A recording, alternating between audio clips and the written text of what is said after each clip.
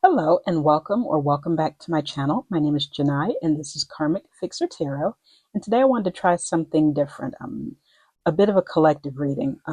Without necessarily getting too into the astrology, I'm still kind of learning astrology myself.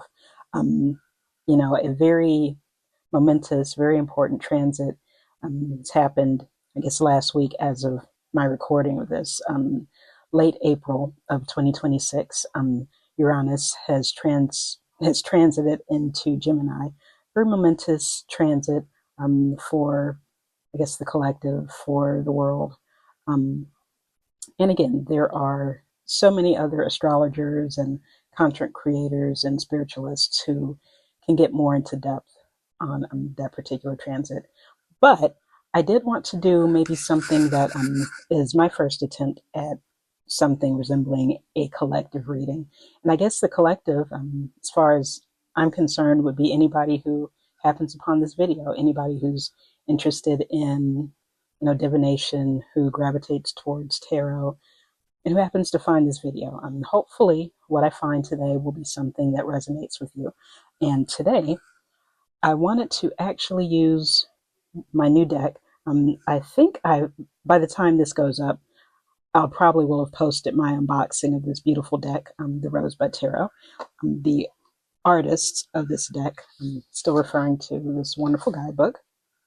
Amanda Lee Stillwell is the artist, and Diana Rose Harper is the writer of the guidebook here. So, so I'm going to do a collective reading, and the question is, how do I prepare for or work with the transit of Uranus and Gemini? Pretty general question, and I hope the answer to this reading is something that resonates with you.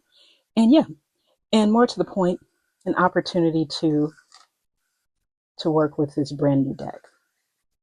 So here we go. I really like the interpretation of a lot of these cards. There have been some innovations in the major arcana cards and some of the court cards as well. So yeah, I'm going to give this a little bit of a shuffle. Actually, these cards are, I guess they're standard size, but I find myself working with smaller cards because sometimes the bigger cards are a little ungainly for me. I'm not necessarily the best shuffler, but yeah, I keep it simple. But yeah, I'm saying but yeah a lot. Okay, so I'll do another quick little shuffle. Spirit, how do we as a collective, anybody in viewership of this video, how do we prepare for and or work with the transit of Uranus in Gemini? And this is again a pretty momentous transit. I would suggest probably just searching YouTube. There'll be plenty of astrologers and spiritualists who can go more in depth. But it definitely will be a time of change, perhaps a time of major upheaval. And this is a transit that's roughly going to last for the next 7 or 8 years. I think I think Uranus transits into Cancer, or at least leaves Gemini, in 2032 or 2033. Um, Again, I'm still kind of a nascent astrologer myself, but yeah. Okay, so I've done a quick little shuffle. I'll do a cut, and let me see if I want to pan down. Okay, I think we can do a pan down here.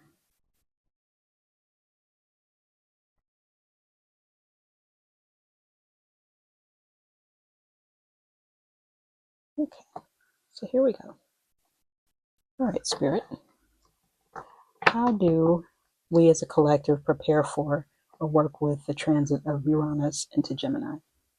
Okay, I'm going to do a spread that I like to do, my 3-card advice from the universe. I try and keep it at 3 cards because I do have a tendency to perhaps ramble, and I don't necessarily want these to be too long. I like these videos to still remain engaging, something that the audience who finds them will resonate with and enjoy watching. So in this position, this is the card of what we need to know. So maybe some foundational information, just sort of some standard, sort of basic sort of intel or something that really speaks to the query. Second card will be a new perspective, maybe a different way to think about the query, a different way to think about just our world in general, a new perspective for card 2.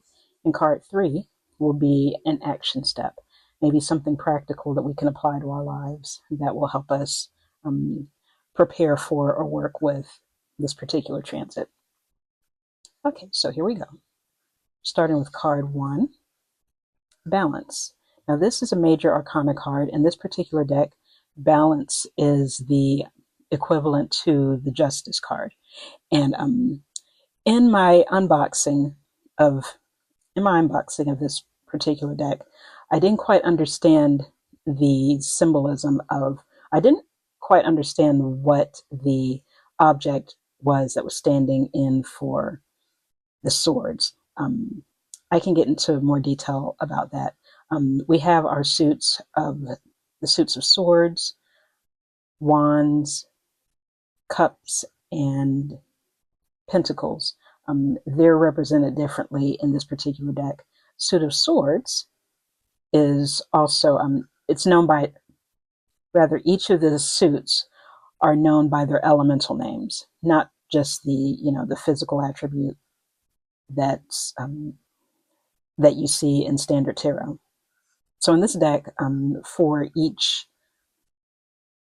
I guess, physical attribute, they are referred to by their elemental name. So swords, for example, will be referred to as air in this particular deck. And instead of swords, we have what are shears. I didn't quite know that off the top of my head when I was doing the unboxing, but going through the guidebook, shears, which shears is I think shears is a very interesting choice to represent air, as air represents mindset, strategy, intellect, that sort of thing. And shears, sharp object used for pruning, used for cutting, can be used for, I guess, self-defense if necessary. The reason I bring all that up, and I'll probably touch on the other elements and representations depending on these cards. And of course, for more information about that, you can check out the video on the unboxing. But anyway, sorry for the ramble. Balance, aka the Justice Major Arcana card. We have our shears, which remind us of the element of air in this particular deck. So balance is always a good thing to bear in mind. The Major Arcana, balance / justice, making sure things are in alignment. We do know that now that when planets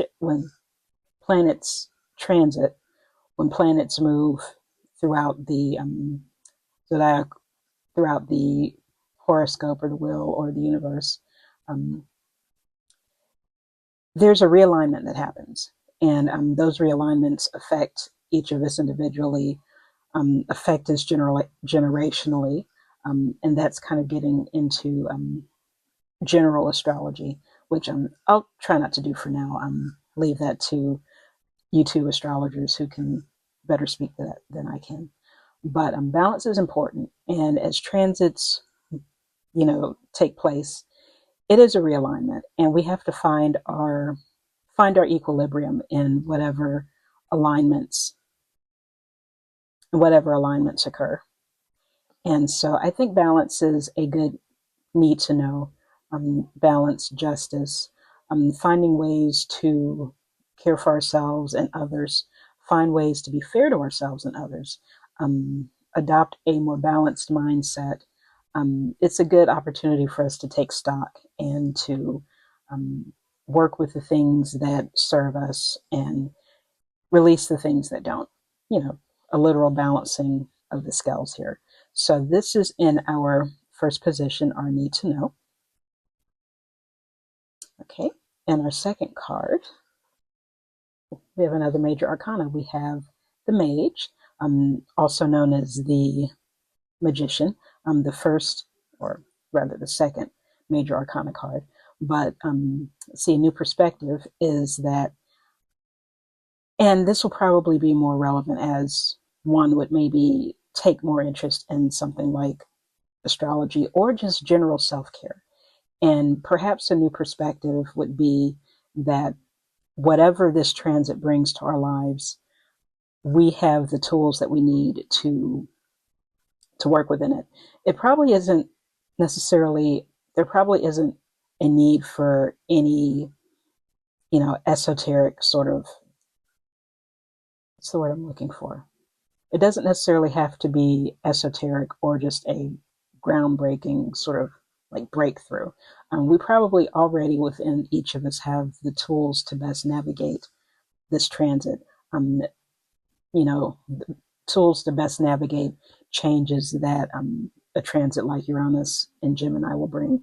Lots of people are talking about things such as um, acceleration of technology, new ways of thinking, new ways of being, social upheaval, and the mage slash magician reminds us that we have those tools within us, or at the very least, it's a good reminder to our marshal our skills and our resources and our assets, and we can find a way to intuitively move through these times. Let's see. So the mage, in perspective. And finally, our action step card. Well, we have the lovers. Um, it's pretty standard interpretation. The lovers represent choice, represent moving forward, not being afraid to. It's the lovers represent partnership, collaboration, choice to, I dare say, choose love, to choose community, to choose opportunities to come together. So I guess the action step is, whenever there are societal changes, whenever there's any upheaval, positive, negative, not necessarily positive or negative, or just whenever things change, whenever it feels like there's swiftly changing momentum, it's hard to go through certain things alone. So I think this reminds us to actively choose connection and to recognize our own agency in things, actively make the choices that we need to make to navigate whatever comes. I guess this seems like pretty sort of general, but this is a basic 3-card reading. So far, it's been 3 major arcana cards. And I think at this point, what I'll do is pull a bottom of the deck card. So we've got our deck here. Let's see what we have. We have a gorgeous representation of the star. And the star card is a really great card, representing hope, representing representing the future. It's a very sort of forward-thinking card, and I think this is a really interesting card to be the throughput for a short little reading like this. Whenever changes come along, it can be easier said than done to try and remain hopeful and optimistic. And I guess in keeping with these particular cards here, it is a reminder that even when things are uncertain, we do have more at hand than we think we do. Um, we do have the means to make things better for ourselves and for the world that we live in. And hope is something that's really important and really powerful to try and hold on to. It just brings me into the mind of a Lana Del Rey song with this it's very long but very beautiful title. Hope is a dangerous thing for a woman like me to have. Or hope in general can be very powerful. And through times of rapid change, hope isn't necessarily just a pat sort of, what is the word I'm looking for? I'm kind of losing my words. It's not a minimal thing to have. It's not just it's not something that's, I won't say frivolous. It's not, sometimes hope can be easier said than done, but it can be very powerful if we can muster hope. It can drive us to move with the changes of the times, with um, things like AI, for example, the technological acceleration. It can be the choice between being afraid of something and resisting, or being hopeful and understanding that we have within us the tools that we need to navigate whatever comes, to find balance in whatever chaos or whatever changes might arise, and to be able to listen to ourselves and make choices that will help us to move through any uncertainty, any changes. So, this is my attempt at a collective reading. A lot of times, any of the readings I do tend to be very, they tend to be personal. So they tend to be questions that I've personally asked Spirit on, I guess, my own behalf. So some of the answers might be a little more detailed to me personally. So this was very general. This, again, my attempt at a collective reading that I really hope resonates with you. Or if you see the cards, or based on what you see of the cards, if you get a different interpretation of the card, I'd love to hear it. Let me know in the comments what you think. And if this is something that resonated with you, please consider giving a like or a subscribe to this particular channel. And let me know what you think. And I really enjoyed using these cards, so I intend to do more readings with them. And I hope you enjoyed seeing these cards as well. And until next time, this is Janai with Karmic Fixer Tarot, and I will talk to you again soon.